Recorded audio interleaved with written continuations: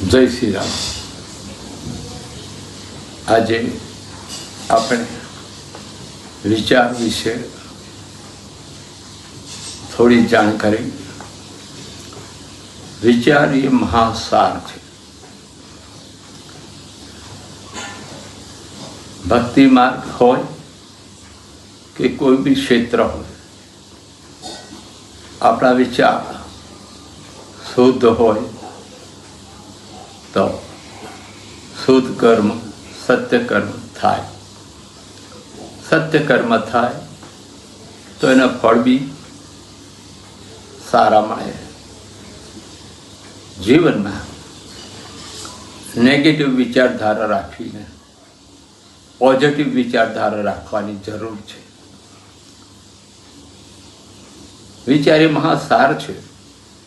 સાર કીધો છે કારણ કે વિચાર થકી જ મનુષ્ય આગળ વધી શકે છે।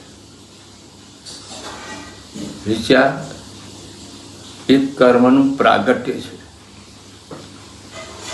કર્મ સત્કર્મ કરવા જરૂરી છે। મનુષ્ય દેહ અનમોલ મળ્યો છે તો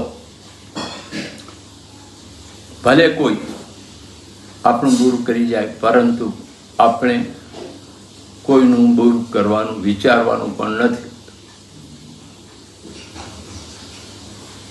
ભલે આપણાથી એમનું ભલું ના થાય પણ બુરું તો કરવાનું આવે નહીં। ભક્તિ માર્ગમાં હર હંમેશ સર્વનું ભલું ઈચ્છવાની ભાવના હોય છે। ભક્તિ માર્ગમાં પોઝિટિવ વિચારવાનું છે અને સર્વેનું કલ્યાણ થાય,